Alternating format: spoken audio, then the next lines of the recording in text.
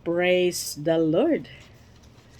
Good morning, everyone. Good morning, Pastor Bobby and Pastor Cynthia, and to all the co-pastors in the vineyard in this platform this morning, and also Pastor Joel and Sister Lydia. Good morning, and to all the brethren around the globes. Amen. So it's a big privilege again that I will share the word of God in this platform this morning. So without further ado, if you have Bible with you, let us open our Bible in the book of Hebrews, chapter 7, verse 19. For the law made nothing perfect, but the bringing in of a better hope did, by the which we draw nigh unto God. So in chapter 10 of Hebrews, verse 14, for by one offering he hath perfected for event them that are sanctified. Praise God, pagpalain ng pagkabasa ng salita ng ating Panginoon. Thank you, Lord Jesus, for your words, Panginoon. Thank you so much, Father. Hallelujah. Use your servant at channel be blessings, Lord God, into your kingdom. And bless every one of us, hallelujah, na narito sa platform na ito, sa umagang ito, Lord God. Thank you so much, Father, in Jesus' name. Amen and amen. So the title that I will bring to you this morning, How the Imperfect Sinner Can Be Made Perfect. Amen. So, making an imperfect sinner perfect is a process of being declared righteous and then being transformed, which is only possible through Jesus Christ. Amen. Nothing impossible. Only Jesus can made perfect to us, which is only possible through Jesus Christ. This journey is involved to an instant declaration of perfection in God's eyes upon belief. Amen. Process of spiritual growth with the help of the Holy Spirit. So without Holy Spirit, mga kapatid, ay hindi talaga tayo mag-growth. Amen. Sabi, process of spiritual growth with the help of the Holy Spirit. Amen. Praise God. That is the meaning of being made perfect. Hallelujah. So in Romans chapter 3 verse 23, for all have sinned and come short of the glory of God. Sapagkat mga kapatid, ang lahat ng nagkasala nga at hindi magkaabot sa kaluwalhatian ng Diyos. Amen? So as a Christian mga kapatid, ang sabi ng theology, being made perfect is there is two parts of processing. Amen. So tayo ay pinaprocess tayo through the Holy Ghost. Amen. Praise God. Hallelujah. There are two parts of process. Amen. Justification and sanctification. Amen. Praise God. Hallelujah. In justification, God's act of declaring a repentant sinner. Amen. So righteous in His sight. In Romans chapter 3:24, being justified freely by His grace through the redemption that is in Christ Jesus. Amen. Hallelujah. So tayo mga kapatid, kapag wala po pa tayong Holy Ghost, ay hindi talaga tayo po mababago. Mabagal yung pag-growth ng ating spiritual life mga kapatid. Amen. Jeez. Praise God. Hallelujah. So justification, all the moment in sinner put their faith in Jesus. Amen. They are declared righteous, perfect in God's eyes. In God's eyes. Christ one time sacrifice on us, mga kapatid. He paid our sin in the cross of Calvary. Amen? sacrifice on the cross paid the penalty for all sins, past, present, and future. Hallelujah. Because of this, believers are seen as morally flawless before God. Not because of their own deeds, but because they are in Christ. Amen. Praise God. So, pag tayo po mga kapatid ay justification made perfect. Amen. And yung ating mga nakaraan ay talagang atin na nang kalimutan yan. Amen. Praise God. Hallelujah. And sanctification being made perfect. This is the origin, ongoing process of being made holy. More like Christ in practice. Hallelujah. While we are believer is positionally perfect in God's sight. Amen. They will still stumble on sin earth. Sanctification is the continuous work in the Holy Spirit to transform the believers' characters, mind, and action. So nakikita mga kapatid, kailangan sa atin ay ang ating naka-mindset ay puro kabutihan or kalugod-lugod sa ating Panginoon. Amen?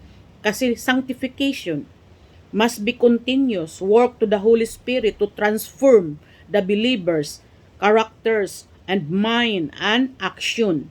The Greek word for perfect is telesios. Telesios mga kapatid.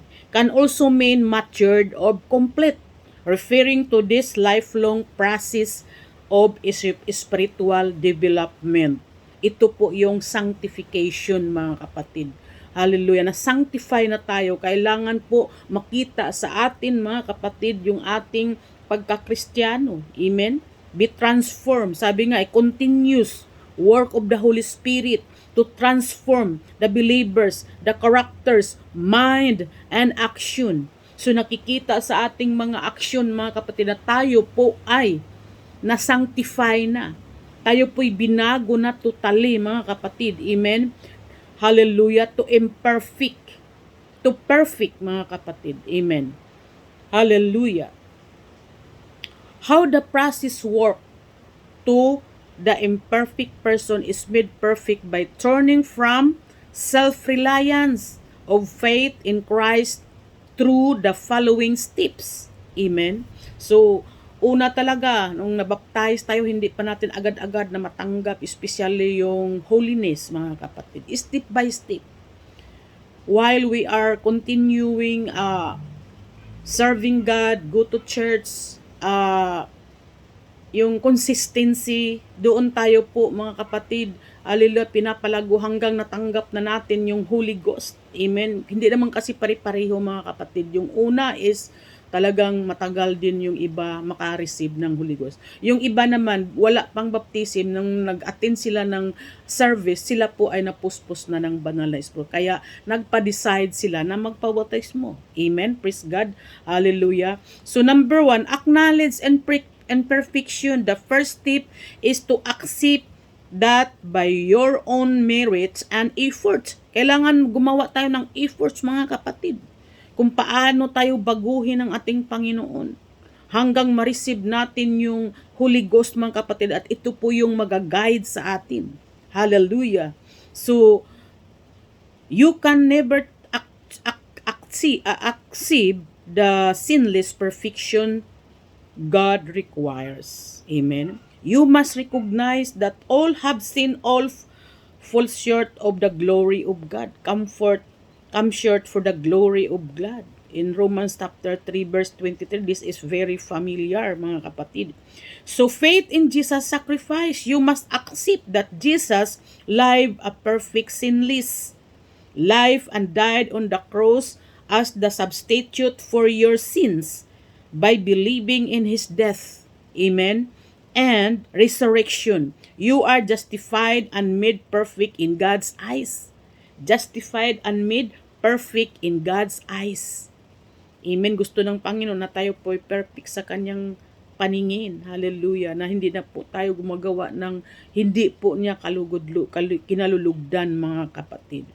Faith in Jesus' sacrifice. You must accept that Jesus' life in perfect, sinless life died on the cross as the substitute for your sins. By believing in His death and resurrection are justified and made perfect in God's eyes. Amen. So repentance, number 3, and surrender, making a deliberate decision to turn away from a life of sin and follow Christ is a crucial step. Amen. This is not earning perfection but an acting out of gratitude for the salvation already received. We already received the salvation once we baptize, mga kapatid. Hallelujah. Amen. So, we need to do that, susunod tayo sa kalooban ng Panginoon at magiging obedient po tayo. Amen. Para madali po tayong mag-growth, mga kapatid. Amen. Kung disobedient tayo, matagal talaga tayo mag-growth. Amen. Para pa rin bansot yung ating paglilingkod sa ating Panginoon, ang ating pagkabuhay natin Kristiyano, mga kapatid. Amen. Number 4, transformation by the Holy Spirit. The Holy Spirit given to all believers. Wala pong pili-pili, mga kapatid. All believers. Empowers the ongoing process of sanctification. This is allow you to resist sin. Hallelujah. Matured spiritually and grow in your ability to love God. Amen. And others. Mahalin natin ating Panginoon and bago others, mga kapatid. Hallelujah. The Christian life is daily battle against sinful tendencies. Amen? Dito sa mundong ibabaw, marami pong battles na ating maranasan bilang mga Kristiyano, mga kapatid. Hindi po easy yung paglilingkod natin sa ating Panginoon. Kundi, mga kapatid, raranas tayo at harap tayo ng mga battles, circumstances, mga trial sa buhay, at dito tayo pinapalago at pinapag-grow at dito tayo hinuhubog, mga kapatid. Hindi naman tayo bibigyan ng trials na hindi natin kaya, mga kapatid. Amen. Alam ng Panginoon yan. Kaya bibigyan tayo ng trials upang tayo po'y lalong lumago at magiging sanctify tayo sa harapan ng ating Panginoon, mga kapatid. Hallelujah. O haraya sikhaya. The Christian life is daily battles against the sinful tendencies, full with the power of the Spirit, not your own willpower. Hindi sa ating kagustuhan, kundi sa ating Panginoon. Yung Holy Ghost, yun ang mag-guide sa atin, mga kapatid. Hallelujah. Hallelujah. To perseverance through struggles. Ang sabi sa number 5, perseverance through struggle. Our journey, mga kapatid, toward practical holiness, especially sa holiness, kapag ito na yung pinag-uusapan, ako talaga pag nangaral ako, halimbawa, mabanggit yung holiness, nakasimangot yung mga members dito sa church. Amen? Kasi yun ang hindi nila matatanggap kaagad, mga kapatid, yung holiness, kabanalan. Praise God. The journey toward practical holiness will have its trials and struggles, but these are used to help mature and strengthen your faith. And strengthen our faith, mga kapatid. The ultimate complete perfection will be fully realized. Amen? Only the presence of Christ. Amen? Hindi sa tao kundi sa presensya ng ating Panginoon Hesukristo, mga kapatid. Hallelujah, raya sikkadaya. There's a lot of scriptures, mga kapatid. Ang sabi dito sa Hebrews 10:14, mga kapatid, na ating nabasa kanina, for by one offering he hath perfected over them that are sanctified. Hallelujah. So, whereof the Holy Ghost also is witness to us, for after that he had said before. Diba, yung Holy Ghost is witness also to us, mga kapatid. Oh, hallelujah, raya sikudoya. Thank you, Jesus. So, Even in 2 Corinthians, mga kapatid, 5:21, explain that through Jesus who was without sin, we are made. Amen? Praise God, we are made. Kailangan mga kapatid ay tayo po ay magiging masunurin sa gawa ng ating Panginoon at like Jesus, like Christ, mga kapatid, ating sundin. Praise God. Hallelujah, rayasikuduya. Even in Philippians, mga kapatid, 1:6, provide assurance that God will complete the work of perfection has begun in believers. Amen? Tayo po ay mga believers, kailangan magiging perfect tayo sa paningin ng ating Panginoon. Praise God. Hallelujah.